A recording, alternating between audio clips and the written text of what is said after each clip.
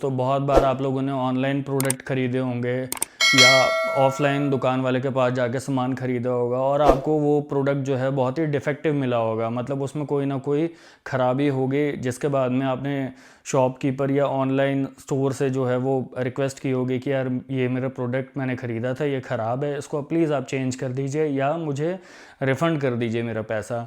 मगर उन्होंने आपका कहा नहीं माना, आपके रिक्वेस्ट को जो है वो स्ट्रेट अवे डिक्लाइन कर दिया। तो अब ऐसे केस में आप क्या कर सकते हो, आपके पास क्या रेमेडी है?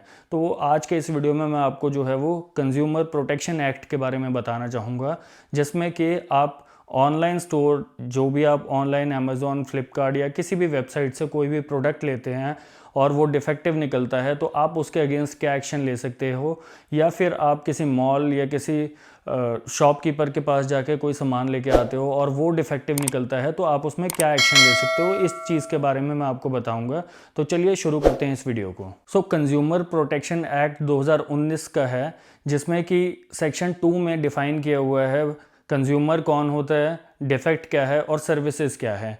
तो अगर उस डेफिनेशन में फॉल आप करते हैं तो आपका केस बन सकता है। मतलब आपने कोई पेमेंट की है किसी को 200 रुपये, 300 रुपये या 5,000 या 10,000, जो भी है वो आपने पेमेंट की है, और उस पेमेंट करने के बाद में आपने कोई प्रोडक्ट लिया है जो कि डिफेक्टिव है विद इन टाइम पीरियड में, जो उसका वारंटी पीरियड था, और उस वारंटी पीरियड में भी एक जो सेलर था उसने आपका प्रोडक्ट एक्सचेंज करने से या रिफ़ंड करने से मना कर दिया है, तो आप उसके अगेंस्ट क्या एक्शन ले सकते हैं। सेक्शन 2(6) में जो है आप कुछ डिफेक्ट के अगेंस्ट जो है आप कंज्यूमर कोर्ट में जा सकते हो। लाइक अगर अनफेयर ट्रेड प्रैक्टिस है, या प्रोडक्ट में कोई डिफेक्टिवनेस है, या ओवर चार्जिंग है, या फिर जो है वो प्रोडक्ट में कोई सर्विस का इशू है, तो इन सारी चीज़ों की वजह से जो है आप एक कंज्यूमर कंप्लेंट फाइल कर सकते हो। सबसे बड़ी बात आती है कि कंज्यूमर कंप्लेंट आप कहाँ पे फाइल कर सकते हो। तो आपके पास 3 फॉरम हैं: district commission forum, state commission forum and national commission forum. District commission forum जो है वो सबसे निचले स्तर के कोर्ट हैं, उसके बाद में स्टेट कमीशन फॉरम आता है जहाँ पे आप अपील फाइल कर सकते हो, और उसके बाद में नेशनल कमीशन है। इन सब में भी जो है वो एक ज्यूरिसडिक्शन बना हुआ है कि सर्टन अमाउंट तक जो है वो आप डायरेक्ट इन कोर्ट्स में अप्रोच कर सकते हो। तो section 35 of consumer protection act में जो है वो आप कंप्लेंट फाइल कर सकते हो अगर आपका प्रोडक्ट जो है वो 50 लाख तक का है, जिसमें डिफेक्ट आए या कोई डेफिशिएंसी इन सर्विस है, तो उसमें जो है वो आप डिस्ट्रिक्ट कमीशन फॉरम में जा सकते हो, वहां पे आपकी ज्यूरिसडिक्शन बनेगी। और अगर लेट्स से कि आपका प्रोडक्ट 50 लाख से 2 करोड़ तक का है, फिर आप स्टेट कमीशन में जा सकते हैं, वहां पे डायरेक्ट कंप्लेंट आप फाइल करेंगे, आपको फिर डिस्ट्रिक्ट कमीशन जाने की जरूरत नहीं पड़ेगी। बट अगर आपका product let's say above 2 crore का है, मतलब आपने कोई गाड़ी खरीदी है जो कि 3 करोड़ की है, तो आपको ना तो डिस्ट्रिक्ट कमीशन जाने की जरूरत है, ना स्टेट कमीशन जाने की जरूरत है, आप सीधा नेशनल कमीशन में अपनी कंप्लेंट फाइल करेंगे under section 35 of consumer protection act. अब सेक्शन 39 में आपको रिलीफ के बारे में बताया है कि आपको क्या रिलीफ मिल सकता है। सेक्शन 39 के तहत जो है वो आपको मॉनेटरी कंपनसेशन भी मिल सकता है, मींस अगर आपका कोई डैमेजेस है, कोई नुकसान है, वो भी मिल सकता है।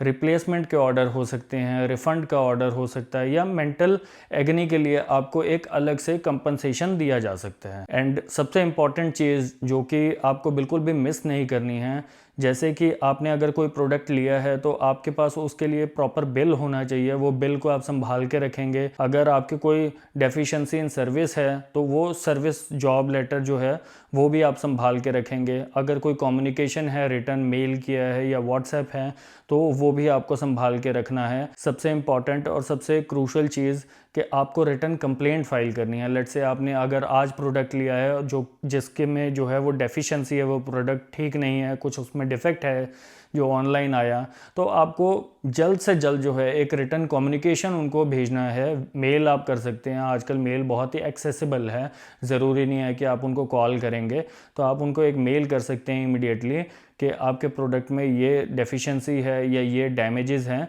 तो प्लीज़ आप इसको चेंज कर दीजिए। और जो है इसके बाद मैं जो आपको बताना चाह रहा था कि आपको ये चीज़ बिल्कुल मिस नहीं करनी है, वो है लिमिटेशन पीरियड। लिमिटेशन बहुत इंपॉर्टेंट है। अगर आपने कोई प्रोडक्ट 2021 में लिया है तो 21 से लेके 2 साल तक की उसकी लिमिटेशन रहेगी कोई भी कंज्यूमर कंप्लेंट फाइल करने के लिए। बट अगर आप सोचेंगे कि यार 2 साल तो निकल गए, अब मैं तीसरे साल या चौथे साल में कंज्यूमर कंप्लेंट फाइल कर देता हूँ, तो वो आपके जो कंप्लेंट है वो डिसमिस हो जाएगी ऑटोमेटिकली। तो उस चीज़ से बचने के लिए आपको जो है एक रिटन कम्युनिकेशन हमेशा रखना पड़ेगा और मेक श्योर कि आप 2 साल के अंदर जो है अपना कंज्यूमर कंप्लेंट फाइल कर दें। अब एक और चीज़ आती है कि यार कंज्यूमर कंप्लेंट के लिए तो मेरे को लॉयर के पास जाना पड़ेगा, उसको फीस देनी पड़ेगी। तो इस वीडियो में मैं आपको एक और चीज़ क्लियर करता हूँ कि आपको हमेशा हर केस फाइल करने के लिए लॉयर हायर करने की ज़रूरत नहीं है। आप इन पर्सन भी जो है अपनी कंप्लेंट एक तैयार करके उसमें सारे डॉक्यूमेंट एनेक्स करिए, सारे बिल्स लगाइए, जो भी कम्युनिकेशन है वो लगाइए, व्हाट्सएप, ईमेल जो भी आपने किया है वो सारी चीज़ें लगाइए। और उसके बाद में जो है आप विद इन टाइम जो है उसको एक रिप्रेजेंटेशन भी भेज दीजिए। हफ्ता 10 दिन, 2 दिन, 1 दिन, जितना भी टाइम में आपको डेफिशिएंसी पता लगी है तो आप साथ के साथ में रिटन कम्युनिकेशन भेज दीजिए और वो सारे डॉक्यूमेंट अपनी कंप्लेंट के साथ लगा के आप खुद इन पर्सन जो है वो केस फाइल कर सकते हैं और उसको कंटेस्ट कर सकते हैं। ये कोई इतना हार्ड एंड फास्ट रूल नहीं है वहाँ पे। तो अगर ये वीडियो आपको अच्छी लगी हो तो प्लीज़ मेरे चैनल को लाइक कीजिए, सब्सक्राइब कीजिए और कमेंट करके बताइए कि ये वीडियो आपको कैसी लगी।